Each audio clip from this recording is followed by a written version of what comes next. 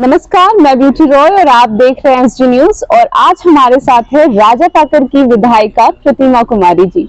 तो आइए जानते हैं और उनसे बातचीत करते हैं कि उन्होंने 2 साल के कार्यकाल में क्या क्या कार्य किए हैं अपने जनता के लिए। नमस्कार मैम। नमस्कार मैम, आपका 2 साल पूरा होने वाला है और आपने अपनी जनता के लिए अभी तक क्या क्या किए? सबसे पहले तो आपको बहुत बहुत धन्यवाद और आपके माध्यम से अपने क्षेत्र की जनता को सादर प्रणाम।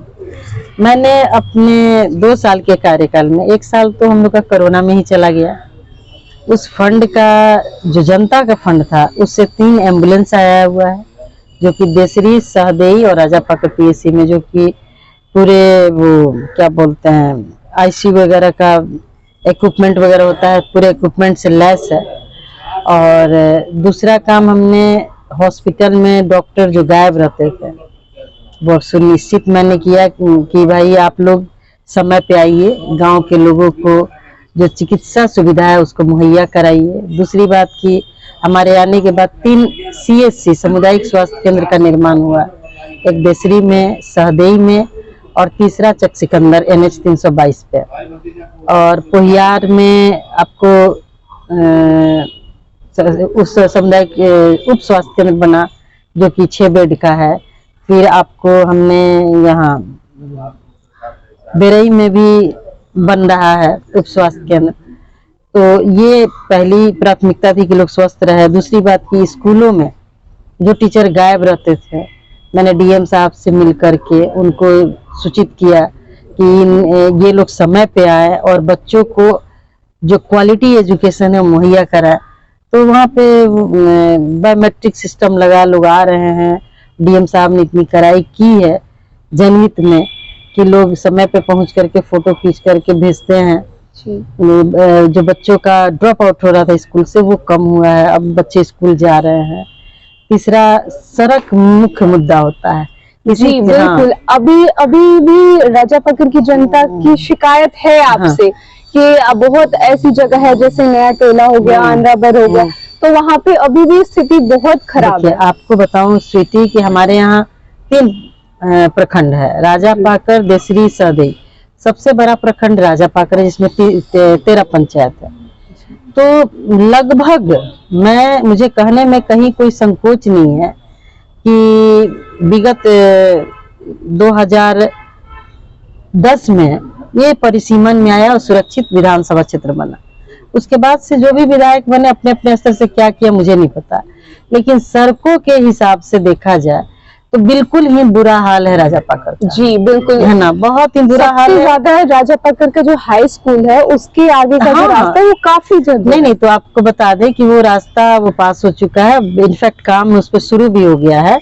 आपको ये वीर कुंवर सिंह द्वारा रानी पोखर से होते हुए नागेंद्र राम के घर के होते हुए फिर हाई स्कूल तक आ रहा है। इधर से सनीचर हाट एक है, सनीचर हाट से होते हुए ये सीधे आपको हाई स्कूल होते भत्था तक जाएगा।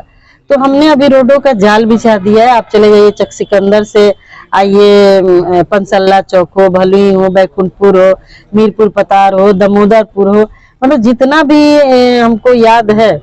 अभी जो इंगरा में भी रोड बन रहा है जो कि आपको विद्युपुर से कनेक्ट करेगा।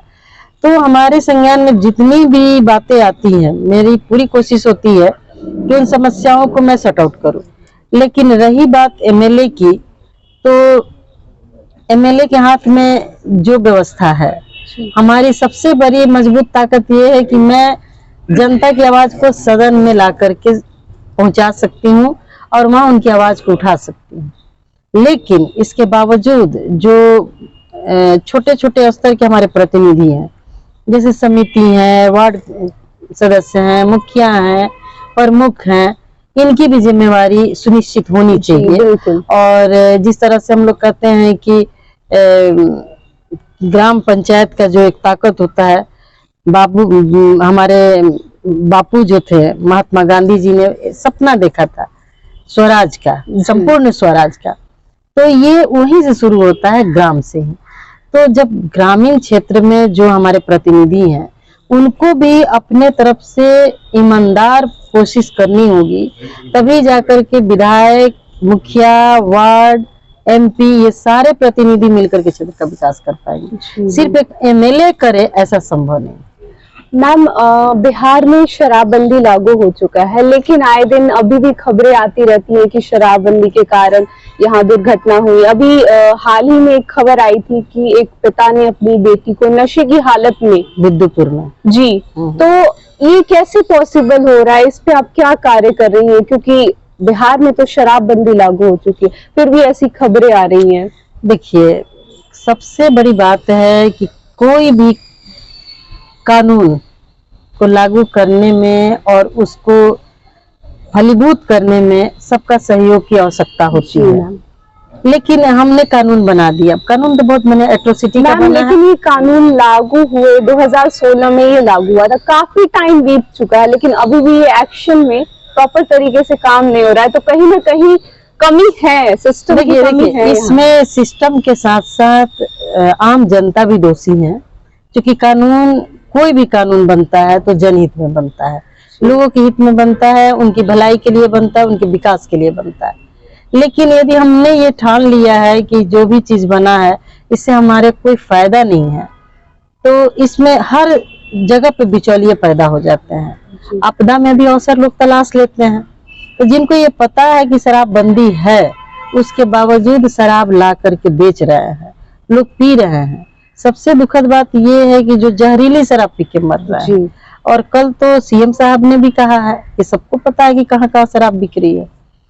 तो मैं पहले भी बोल चुकी हूँ और अब मुझे ज्यादा बोलने की आवश्यकता नहीं है, क्योंकि मैंने तो यही कहा कि यदि ऐसा लगता है तो इस पे बड़े नेताओं से आप लोगों को प्रतिक्रिया लेनी चाहिए कि बंद है कि खुला है, क्योंकि आम जनता को पता है कि शराब चल रहा है। बिल्कुल, ये आप भी कह रही हैं, लोगों को, बच्चों को भी यहाँ तक ही पता है कि शराब बंदी अभी पूरी तरीके से काम नहीं कर रहा है, तो कहीं ना कहीं इसमें आप लोगों को भी कदम तो उठाना पड़ेगा। देखिए, कदम तो हम अपने स्तर से कितने दफे मीडिया में भी हमने कहा, बल्कि पदाधिकारियों से भी मिलकर के हमने कहा कि इस एरिया में आप लोग रेड करिए, आप जो आपके स्तर से कार्यक्रम जो चलाए जा रहे हैं शराबबंदी के खिलाफ, तो गांव में जाकर के जीविका है, बहुत सारी संस्थाएं हैं, उन महिलाओं को बैठा करके आप इस बंदी के बारे में, इसके फायदे के बारे में बताइए, तभी जाकर के ये कार्यक्रम को हम लोग सरजमीन पे और लोगों के बीच में उतार पाएंगे।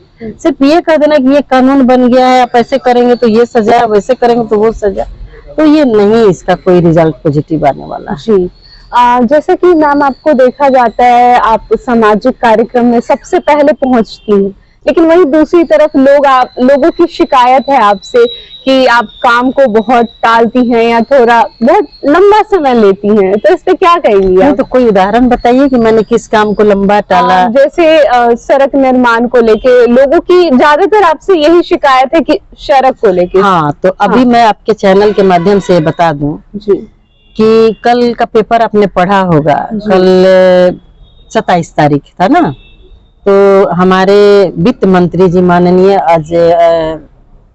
विजय चौधरी जी जो दिल्ली गए हुए थे, केंद्र की बैठकें होती है, उसमें उन्होंने कहा कि बिहार का जो पैकेज है वो देने में केंद्र आनाकानी कर रही है, जबकि नीति आयोग का रिपोर्ट है कि बिहार में लगभग 50% जो लोग हैं वो गरीबी रेखा से नीचे जीवन गुजर बसर कर रहे हैं। ऐसी परिस्थिति में कोई भी योजना को फलीभूत करने के लिए पैसों की आवश्यकता होती है। जब हमारे पास फंड ही नहीं रहेगा, मैं तो अनुशंसा कर दूंगी, लेकिन वो 1000, 2000, 5000, 1 लाख, 2 लाख, 1 करोड़, ये सब पैसा जब तक सरकार रिलीज नहीं करेगी तब तक उस कार्यक्रम को, इस योजना को फलीभूत करने में समस्या उत्पन्न होती है। हमें तो अनुशंसा किए हुए लगभग 2 साल होने जा रहे हैं। जब मैं चुनाव जीत कर रही, पहले ही मैंने किया अंद्रावर को, पंसल्ला चौक को किया, ये आपको बिलंदपुर है, फिर पोस्ट ऑफिस वाला सनीचर वाला हाट है, बैकुंठपुर है, भलुई है, तमाम रोड है। लेकिन इतनी सारी सड़कें हैं, उसके लिए बजट भी होना चाहिए। तो सेक्रेटरी से मैं मिली, यहाँ से जो पाल जी हैं, पाल जी से हमारी बात हुई, तो उन्होंने यही कहा कि मैडम हमारे पास फंड का अभाव है, जिस वजह से हमारे जितने भी 243 MLA हैं, हमको सबको काम देना होता है, सबके क्षेत्र में विकास करना होता है, इसलिए एक क्षेत्र में ही हम सारा काम करा ले संभव नहीं।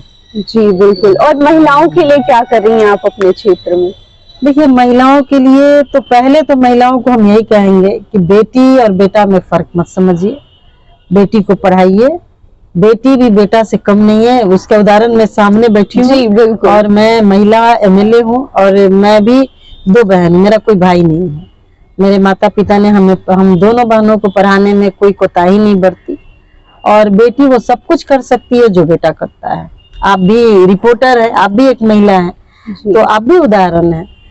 और दूसरी बात है कि हम सबको, महिला हो या पुरुष, शिक्षा प्लस पॉपुलेशन, इन दोनों पे हमको ध्यान देने की जरूरत है। क्योंकि जैसे कोई पार्टी या किसी सरकार, कांग्रेस पार्टी की सरकार थी बहुत पहले, और हमारे पार्टी के नेता आदरणीय संजय गांधी जी ने जनसंख्या पे बात की। समझ लीजिए कितना वर्ष पहले की मैं बात कर रही हूँ।